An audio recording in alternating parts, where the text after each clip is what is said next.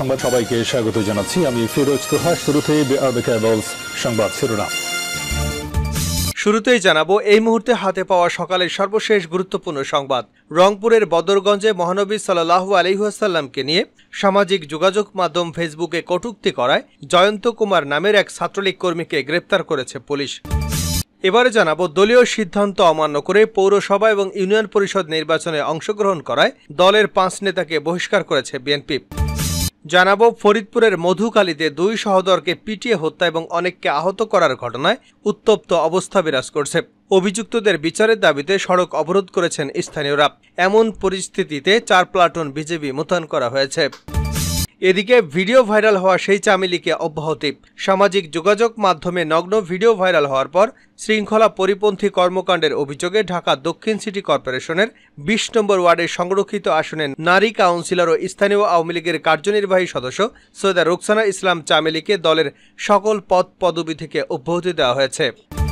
জানিয়ে দেব, উপজেলা পরিষদ নির্বাচনের প্রথম ধাপে চেয়ারম্যান পদে 6 জন, ভাইস চেয়ারম্যান পদে 9 জন এবং মহিলা ভাইস চেয়ারম্যান পদে 10 জন বিনা ভোটে জয়ী হয়েছেন। নির্বাচন কমিশন সূত্রে এসব তথ্য জানা গেছে। ষষ্ঠ উপজেলা পরিষদ নির্বাচন 4 ধাপে অনুষ্ঠিত হবে। প্রথম ধাপের ভোট হবে আগামী 8 মে। এর আগেই বিনা প্রতিদ্বন্দ্বিতায় জয়ী হলেন 25 জন। এবং সর্বশেষ জানাবো আন্তর্জাতিক সংবাদ। ইসরায়েলের পরাজয় নিশ্চিত। ইসরায়েলের নৃশংস হামলায় মৃত্যুপরীতে পরিণত হয়েছে গাজা। মিলছে লাশের পর লাশ, একের পর এক বেরিয়ে আসছে গণকবর।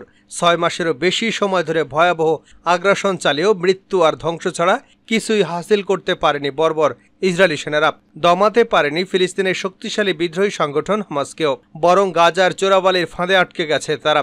এমনভাবে আটকে গেছে যে তাদের পরাজয় অনেকটা নিশ্চিত। এতক্ষণ শিরোনাম শুনছিলেন, এবার বিস্তারিত। প্রিয় দর্শক, আপনি যদি এই চ্যানেলে নতুন হয়ে থাকেন, ভিডিওটি দেখতে দেখতে চ্যানেলটি সাবস্ক্রাইব করে আমাদের সঙ্গেই থাকুন। আর এই ভিডিও সম্পর্কে আপনি আপনার মূল্যবান মতামতটি কমেন্ট বক্সে জানিয়ে দিন। আর হ্যাঁ প্রিয় দর্শক, জানিয়ে দিন ভিডিওটি কোথা থেকে দেখছেন। রংপুরে মহানবী সাল্লাল্লাহু আলাইহি ওয়াসাল্লামকে নিয়ে কটূক্তি করায় ছাত্রলীগ কর্মী গ্রেপ্তার। রংপুরের বদরগঞ্জে মহানবী সাল্লাল্লাহু আলাইহি ওয়াসাল্লামকে নিয়ে সামাজিক যোগাযোগ মাধ্যমে ফেসবুকে কটূক্তি করায় জয়ন্ত কুমার 16 নামের এক ছাত্রলীগ কর্মীকে গ্রেপ্তার করেছে পুলিশ। বুধবার বিকেলে তাকে পৌর শহর থেকে গ্রেপ্তার করা হয়। গ্রেপ্তার জয়ন্ত কুমার পৌর শহরের 5 নম্বর ওয়ার্ডের কৈলাসপাড়া গ্রামের বাবলু কুমারের ছেলে। তিনি ফেসবুকে নিজের পৌর ছাত্রলীগ কর্মী হিসেবে পরিচয় দেন। Badarganj officers in charge OC Latif Mia জানান, বুধবার জয়ন্ত তার নিজের ফেসবুক আইডিতে হযরত মুহাম্মদ সাল্লাল্লাহু আলাইহি ওয়াসাল্লামের খাবার ইসলামের হারাম এক প্রাণীর সঙ্গে তুলনা করে পোস্ট দেন। ওই পোস্ট ফেসবুকে ভাইরাল হয়ে গেলে উত্তেজিত জনতা পৌর শহরে উপজেলা পরিষদের ফটকের সামনে অভিযুক্ত জয়ন্তর পানের দোকানে ভিড় জমায়।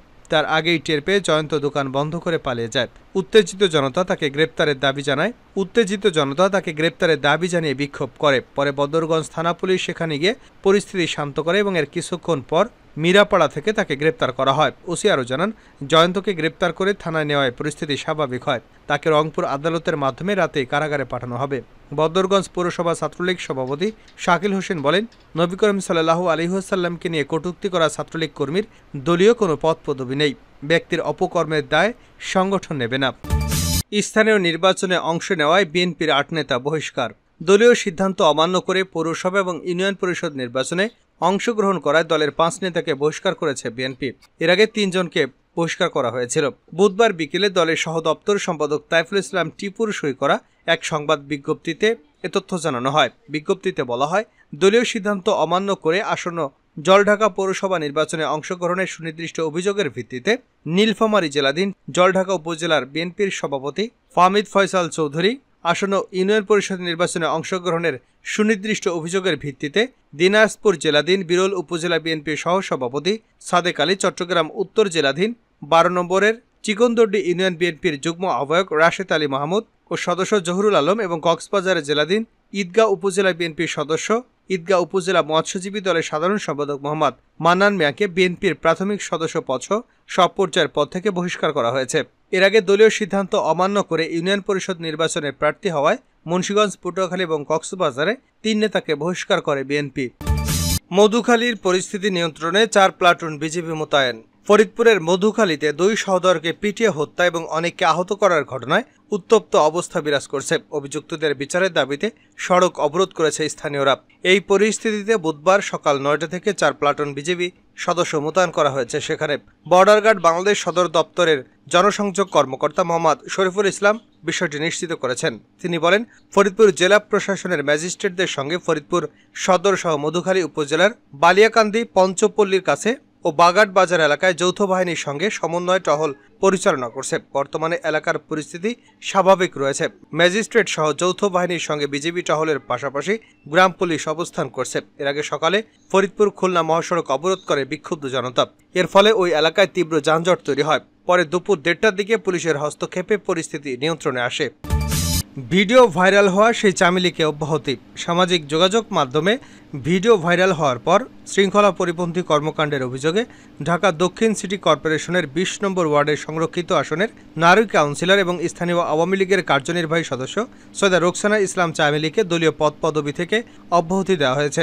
বুধবার দুপুরে ঢাকা মহানগর দক্ষিণ আওয়ামী লীগের দপ্তর সম্পাদক রিয়াজউদ্দিন রিয়াজের স্বাক্ষর করা এক বিবৃতিতে এ তথ্য জানানো হয়। এতে বলা হয়েছে, ঢাকা মহানগর দক্ষিণ আওয়ামী লীগের একটি সুসংগঠিত এবং সুশৃঙ্খল সংগঠন ঢাকা মহানগর দক্ষিণ আওয়ামী লীগের সভাপতি বীর মুক্তিযোদ্ধা আবু আহমেদ মানাফি ও সাধারণ সম্পাদক মোহাম্মদ হুমায়ুন কবির গঠনতন্ত্রের 47-9 ধারা মোতাবেক ঢাকা মহানগর দক্ষিণ আওয়ামী লীগের কার্যনির্বাহী সদস্য সৈয়দা রোকসানা ইসলাম চামেলিকে সংগঠনের শৃঙ্খলা পরিপন্থী কর্মকাণ্ডে জড়িত থাকার কারণে পদ থেকে অব্যাহতি দিয়েছেন।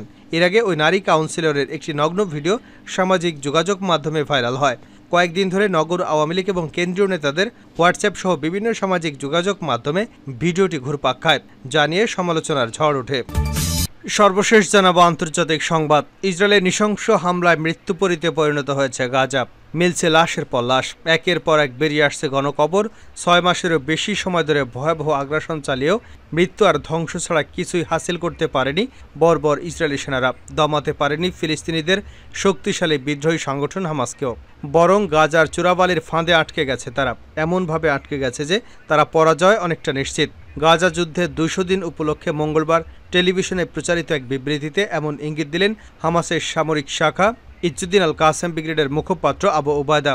বলেন, তাদের সামনে কোনো লক্ষ্য নেই, কোনো আশাও নেই। লজ্জাজনক পরাজয়ের অনেকটা সন্নিকটে সেনারা। লেবাননের সংবাদ মাধ্যম আল মাদিনের প্রতিবেদন অনুসারে ভিডিও ভাষণে আবু ওবায়দা আরও বলেছেন, গাজায় যুদ্ধে 200 দিনের পর দখলদার বাহিনী বিশ্বকে বোঝাতে যাচ্ছে তারা সব প্রতিরোধ গ্রুপকে নির্মূল করে ফেলেছে। এটা একটি ভয়াবহ মিথ্যা। তারা গাজার বালিতে পুরোপুরি আটকে গেছে। ইসরায়েলি বাহিনী এখন গাজায় তার ভাবমর্যাদা পুনরুদ্ধার আর পুনঃপ্রতিষ্ঠার চেষ্টা চালিয়ে যাচ্ছে। ইসরায়েলের বিরুদ্ধে আমাদের প্রতিরোধ পর্বতের মতোই অটল রয়েছে বলেও জানান তিনি। ওবায়দা আরও বলেন, আমাদের ভূমিতে যতক্ষণ দখলদারদের আগ্রাসন থাকবে ততক্ষণ পর্যন্ত আমাদের আঘাত আর প্রতিরোধ অব্যাহত থাকবে। ফলে এখান থেকে ইসরায়েলি বাহিনী লজ্জা আর পরাজয় ছাড়া আর কিছুই অর্জন করতে পারবে না। 7 অক্টোবর যুদ্ধ শুরুর পর থেকেই ইসরায়েলি সেনাবাহিনী অব্যাহতভাবে গাজাসহ বিভিন্ন স্থানে হামলা চালিয়ে যাচ্ছে। হামাসকে নির্মূল করার অজুহাতে চালানো 6.5 মাসের এই হামলায় ফিলিস্তিনি 34,000-এরও বেশি মানুষ নিহত হয়েছেন, আহত হয়েছেন লক্ষাধিক, যাদের অধিকাংশই নারী ও শিশু।